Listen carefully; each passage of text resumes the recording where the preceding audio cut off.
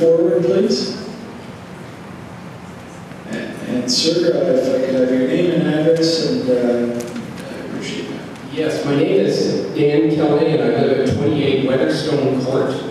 And I apologize, I have nothing written down. I was not intending to formally address the council tonight until I read in the newspaper that the town planning committee had approved recommending this to council, and that report apparently was available to the public on Friday. We are now here on Monday evening, so I would imagine that most of the people have done and had an opportunity to read the report, and I'm a bit surprised that this report was issued before this meeting was arranged tonight. But briefly, my comments involve the way this entire hotel development has been marketed. At one point, one of my neighbors was in the marketing field, and he was very well respected in that field. He won various awards. He's won an award just within the last couple of years for being one of the top marketing people in Canada. And we had a discussion one day when I met him on the street, and he said that with the correct marketing campaign, you could sell anything to anyone. And I took the opposite opinion. I said, no, you can't sell me something if I don't want it. He said, you only think that. Well, when I look at the marketing campaign that has been put forward over the last year and a half over the Romance Inn, my first reaction would be to buy into the proposal. It looks and sounds wonderful. This idyllic resort that's being developed in the area would give us opportunity to go to a restaurant, a new restaurant. You know, the design of the buildings and the complex is very attractive, etc. What possibly could be the problem?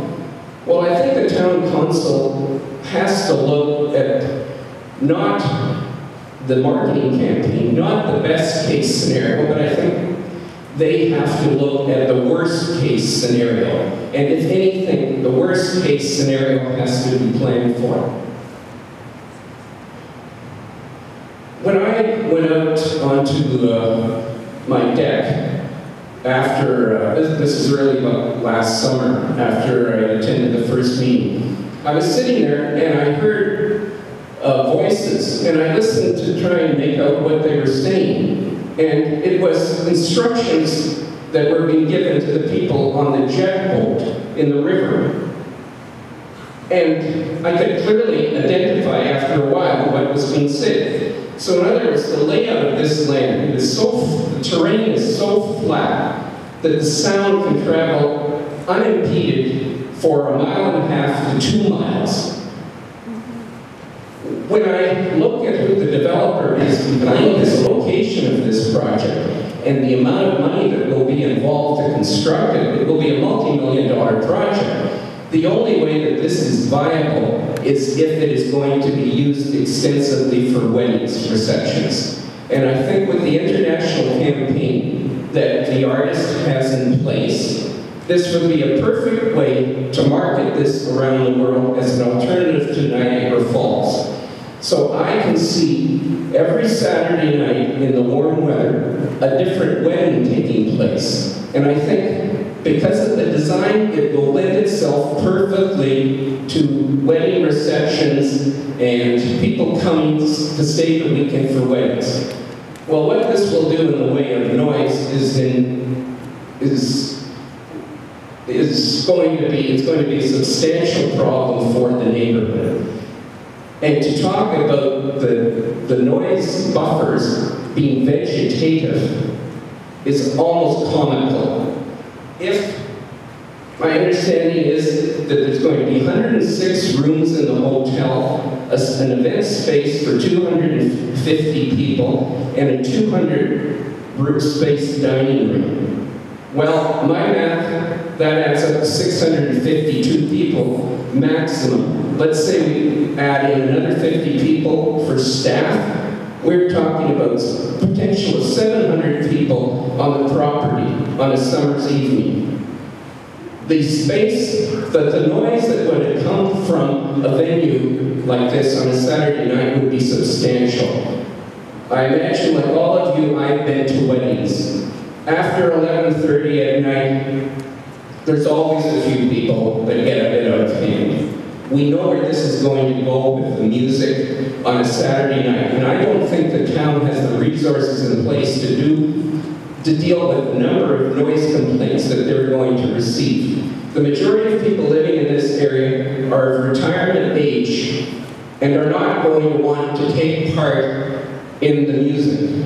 They've moved to this area with the understanding that they've moved to an area that is residentially zoned, offers some peace and quiet. They've worked their entire lives. They're at the stage now where they want to take some time and live in a peaceful environment, to walk on the commons. And the commons has a lot of history to it. We know the number of people that have died in various wars on the commons. To think that on a Saturday night, we're going to be listening to Tie a Yellow Ribbon around the old oak tree, running not only into the properties immediately adjacent to the inn, but right across the commons and into the old town. So I think there's a lot of people that have not come tonight because they feel, well, I don't live 2 or 3 streets away from this development, it's not going to affect me. But I can tell you, in my experience, the way the sound travels over the commons, there will be nothing to block that sound. You have to put a concrete barrier up there to block this noise. Another issue I have is the car parking. If, like I stated, perhaps 700 people could be on this property, I'm told that there will be underground parking for 119 cars and 81 above. So that is space for 200 cars. Let's assume 2 people come in every car and you have 700 people on the site, you would need parking for realistically 300 cars. Now, where are these people going to park? They're going to park on the adjacent streets. And as they return from the wedding reception, they're going to be looking for their cars. Another thing I have a concern with is the fact that once the zoning is changed on this property, the value of the property is immediately enhanced. I studied architecture, and the first thing that our drafting teacher told us was, there's no money to be made in architecture. The money is to be made in having land rezoned. So that's what I do. I buy and sell houses. Once this land is rezoned, we have no assurances that this development will go ahead as planned. It will be immediately much more attractive to any number of chain hotels, and if you look 5 years down the line, we will not know what will be developed here. The next point I have to do is the consultation with the owners. The first meeting I went to, I've been to 2 meetings already. The first one was in Virgil. It was in, I think, October or November of 2009. I asked one question, I said, of the panel, I said, when do you plan on starting construction?